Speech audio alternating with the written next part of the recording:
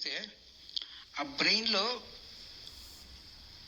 సమృద్ధి అన్న లక్షణాలు ఎలా కనబడతాయి, దానికి సంబంధించిన ప్రక్రియలు ఏంటి.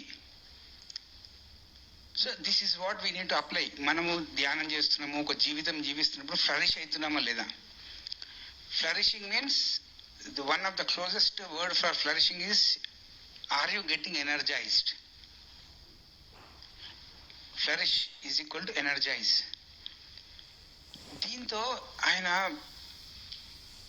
ప్రతి ఒక్క ఆధ్యాత్మిక ఆర్గనైజేషన్కి, ఒక ఆధ్యాత్మిక సీకర్కి తనను తాను సెల్ఫ్ ఎంక్వైరీ చేసుకోవడానికి ఏమేమి ఇష్యూస్ ఉన్నాయో అవన్నీ ఈ బుక్లో డాక్యుమెంట్ చేశాడు with so much of research work.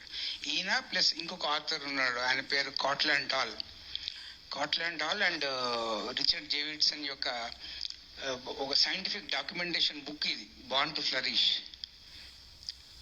So ఈయన గురించి క్లుప్తంగా, Born to Flourish, how new science and ancient wisdom reveal a simple path through to thriving. మనం ఏం చేయాలి, ఏం చేస్తున్నాము, ఆ చేస్తున్న ఆ సాధనలో, ఆ ప్రాక్టీస్లో ఉన్నవన్నీ మన బ్రెయిన్ యాక్టివిటీలో కనబడుతున్నాయా లేదా అనేదానికి ఒక సామాన్యుడికి కూడా అర్థమయ్యేటట్టు ఈ ఇద్దరు ఆథర్స్ రాశారనమాట. ఇది ఒక అద్భుతమైన పుస్తకము. దీంతో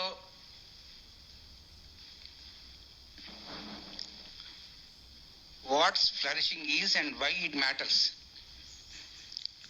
అభివృద్ధి చెందుతున్నామా, అభివృద్ధి చెందుతున్నాము అనుకుంటూనే జీవించేస్తున్నామా, అభివృద్ధికి ఆ సమృద్ధికి గల లక్షణాలు ఏంటి.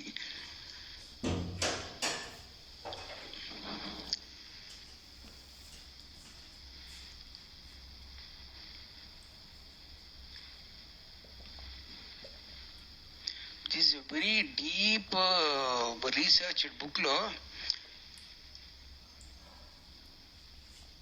ఈ 4 points we have seen that flourishing comes about when we are fully present and aware. మనం ధ్యానం చేస్తున్నాము, ధ్యాన సాధనతో ఎంత ఎరుకగా మన మనసుని, మన భావాలను అర్థం చేసుకొని ప్రతి సంభాషణలో మనం మనతో మాట్లాడుకున్నప్పుడు ఆ యొక్క ఆధ్యాత్మిక ప్రెజెన్స్ని మనం ఎంబాడీ చేసుకొని ఫ్లరిష్ అవుతున్నామా లేదా, ఇది ఫస్ట్ పాయింట్. రెండవది, we experience positive connections with the people in our lives and with the natural environment in which we reside. First ఏమో ఫుల్లీ ప్రజెంట్ అండ్ అవేర్. సెకండ్ది యువర్ కనెక్షన్స్, మీతో మీరు ఎలా కనెక్ట్ అయి ఉన్నారు, మీ ఇమోషన్స్తో ఎలా కనెక్ట్ అయి ఉన్నారు, మీ ఆలోచనతో ఎలా కనెక్ట్ అయి ఉన్నారు, మీ ఫిజికల్ హ్యాబిట్స్తో మీరు ఎలా కనెక్ట్ అయి ఉన్నారు. Second word is connection, first word is aware. Thirdly, we have insight into our thoughts and emotions. Most important word, insights. ధ్యానం చేస్తే మనకు వచ్చే ఆ రివిలేషన్స్, మనకు అర్థమయ్యే ఆ ప్రకృతిలో ఉన్న ఆ ప్రిన్సిపల్స్, ఆ ఇన్సైట్స్ లాగా మనకు రివీల్ అవుతున్నాయా లేవా. ఆ ఇన్సైట్స్ రివీల్ కాకపోతే we won't flourish. This happens to ఒక ఇండివిజువల్కి, ఒక ఫ్యామిలీకి, ఒక ఆర్గనైజేషన్కి, ఒక టోటల్ హ్యూమానిటీకి ఫ్లరిషింగ్ డైరెక్షన్లో తీసుకెళ్లాల్సిన స్పిరిచువల్ డైరెక్షన్స్ ఈ 4 సూత్రాల మీద ఆధారపడి ఉంది. నాలుగవది, we feel that our lives have meaning and purpose. అర్థము, పరమార్థము, జీవిత లక్ష్యము మనం వెళ్ళే దారిలో మెల్లగా అన్ఫోల్డ్ అవుతుంటుంది. ఈ 4 పదాలు most important. That is what they found. ఈ 4 ఉన్నాయి అంటే ఫ్లరిష్ అవుతున్నట్టు. ఈ 4 లేవు అంటే we're going in other direction where nobody in this nature can flourish if these 4 things are absents. And every brain ఈ 4 కనుక మెడిటేషన్తో, మైండ్ఫుల్నెస్తో యాక్టివేట్ అయింది అంటే కనుక ఈ 4 మీ బ్రెయిన్లో యాక్టివేట్ అవుతున్నాయి కాబట్టి మీరు ఫ్లరిష్ అవుతారు. లేకపోతే ఎక్కడనో అక్కడ మెంటల్గా we're not having obstacles, because that is why we're not having that సమృద్ధి. Every individual brain irrespective of language, మీ భాషకు అతీతంగా, మీ సంస్కృతికి అతీతంగా, మీ జెండర్కి అతీతంగా, మీరు చేసే సాధన టెక్నిక్కి అతీతంగా ఒక మనిషి సమృద్ధి వైపు పోవాలి అంటే శాస్త్రీయంగా న్యూరో సైన్స్ బేస్డ్గా ఏం కావాలి అంటే ఈ 4 విషయాలు కావాలి.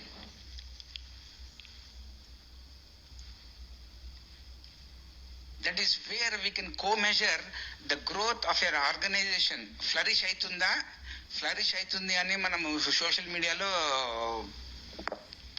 వేసుకుంటున్నాము. ఇవి ఉంటే నువ్వు వేసుకోవాల్సిన అవసరం లేదు, ఆటోమేటిక్గా నీ ఆర్గనైజేషన్ అన్నది ఫ్లరిషింగ్, సమృద్ధి వైపు వెళ్తుంటుంది. ఒక how does nature flourish is because these 4 things happens in the nature. That is what is entire Dalai Lama's work or Theravada Buddhism, Vajrayana Buddhism, Tibetan Buddhism, everything. All చేసిన complete research తోటి they got these 4 principles.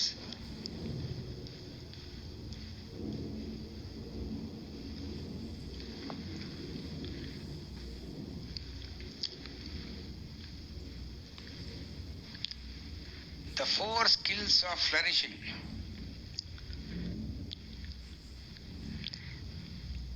ఇది మళ్ళీ నేను రాయలేదు, అక్కడ ఉన్నది చదువుతున్నా మీకు.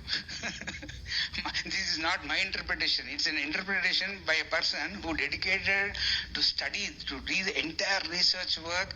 లైక్ ఈరోజు దలైలామా గారికి 92 years ఉంటే he traveled with him from the past 40-45 years since he is traveling with the entire Buddhistic teachings and everything is documented.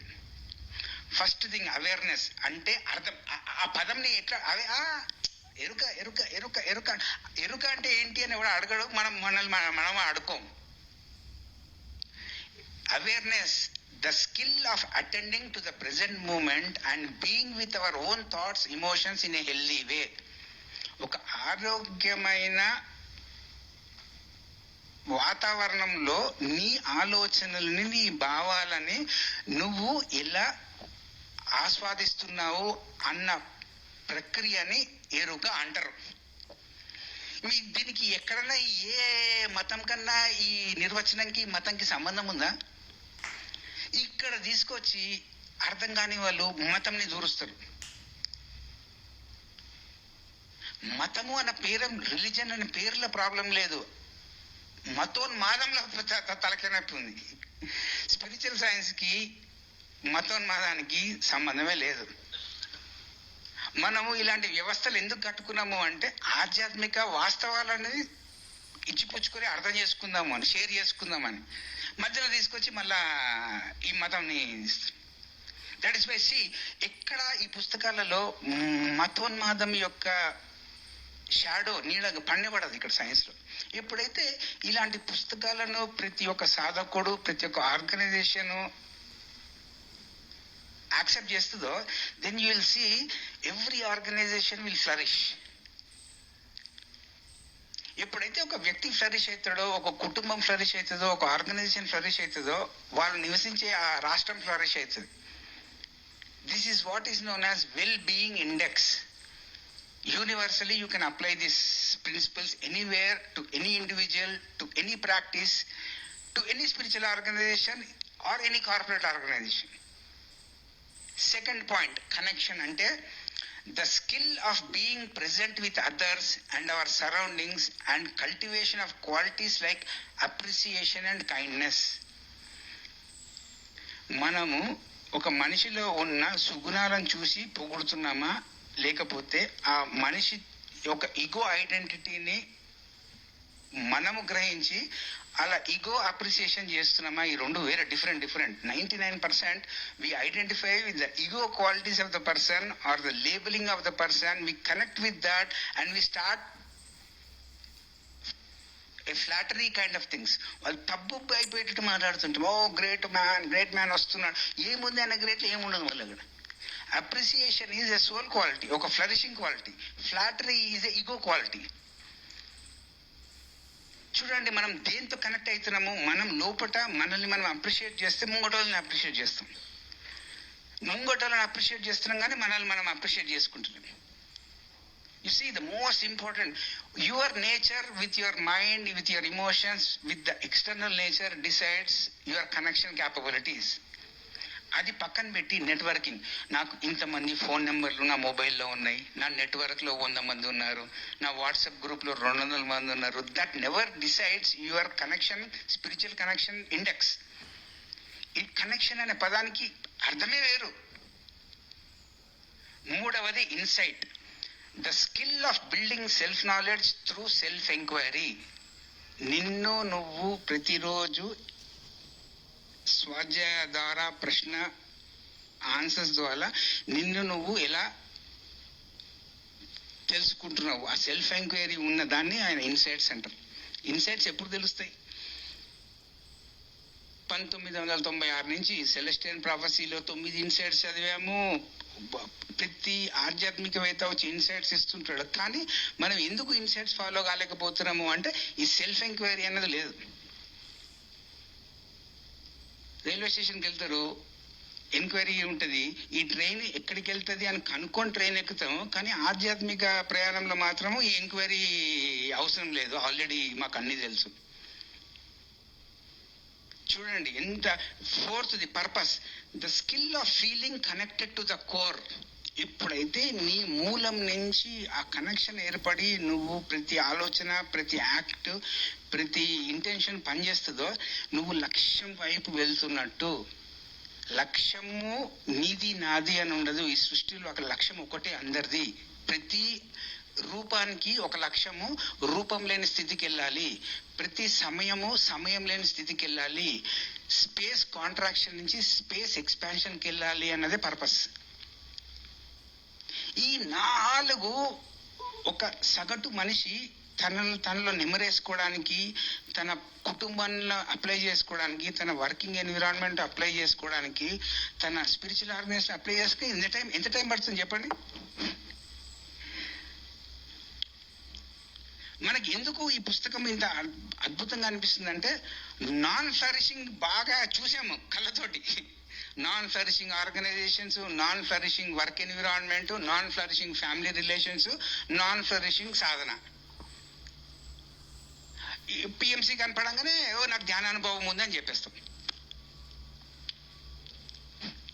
కానీ శాస్త్రం ఏం చెప్తుంది? అరే బాబు, నువ్వు ఫ్లరిష్ అవుతున్నావు లేదో చెక్ చేసుకోరా బాబు, ఈ 4 నెలలే చెక్ చేసుకోరా బాబు నీ మెడిటేషన్ ప్రాక్టీస్తో అని వాళ్ళు డైరెక్ట్గా they are helping. And here the most important word is, వీళ్ళు ఏం రాస్తారంటే, చూడండి నేను ఏం పొద్దున్నుంచి చెప్తున్నా, 2 kinds of learning. 2 kinds of learning. దయచేసి ఇది ఒక్క పదంని మీ మనసులో వేసుకొని వెళ్ళిపోండి. ప్రొసీజరల్ లెర్నింగ్ ఒకటే మిమ్మల్ని ఫ్లరిష్ చేస్తుంది. 30 years నుంచి ఒక ఆధ్యాత్మిక విశ్వవిద్యాలయం స్థాపిద్దాము అన్నప్పటి నుంచి ప్రతి నిజమైన ఆధ్యాత్మికవేత్త చెప్తున్నది ఏంటంటే, ఆధ్యాత్మికతలో ప్రతి ఒక్కటి ఒక నేను ఇక్కడ చూపెడుతున్నా చూడండి, procedural learning. But we all have a general intuition that while beneficial, just hearing about kindness is not sufficient to produce the feeling or act of kindness. For that we need procedural learning. ఆపరేషన్కి వెళ్తారు, వాడు ఏమో ఒక basic operation anaesthesia ఇచ్చి మీకు surgery చేస్తాడా? రాగానే కోసేసి సర్జరీ అయిపోయింది పోరా బాబు అంటాడా? ఈ మధ్య ఒక కోవిడ్ అయిపోయినప్పటి నుంచి అందరు మేము నేర్చుకోవడానికి వచ్చాం, భూమి మీద నేర్చుకోవడానికి వచ్చాం. నేర్చుకోవడం ప్రొసీజరల్గా నేర్చుకుంటున్నావా? నీకు ఇష్టం ఉన్నప్పుడు నేర్చుకుని, ఇష్టం లేనప్పుడు ఆఫ్ చేసుకుంటున్నావా? నీకు నీ ఇష్టాలు అయిష్టాల మీద నువ్వు నేర్చుకునేది ఆధారపడి ఉండదు. ప్రకృతి ఎప్పుడు కూడా ఒక ప్రొసీజరల్ లెర్నింగ్ ఎప్పుడు టీచ్ చేస్తూనే ఉంటుంది. నువ్వు పెంపొందించుకోవాల్సినది ఏంటి అంటే, ఓహో నా భావాల గురించి, నా ఆస్ట్రల్ బాడీ గురించి ఈ ప్రొసీజర్లో నేర్చుకుంటా, నా ఆలోచన గురించి ఈ ప్రొసీజర్లో నేర్చుకుంటా, నా సోల్ గురించి ఇలా నేర్చుకుంటా, రిలేషన్షిప్స్ గురించి ఇలా నేర్చుకుంటా. That is what is procedural learning. And all people are getting bombarded with non procedural way of learning things.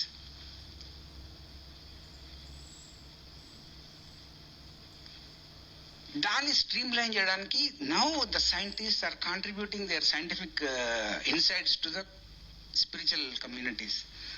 ఆ కోవకు చెందిన పుస్తకమే ఇది. ఏదన్నా learn about ESPs, but do it in a procedure. Don't do it in a non procedural way. అర్ధరాత్రి లేచేసి ESP, రేపు పొద్దున మళ్ళా drop. Everything should have a procedural learning ఉంటేనే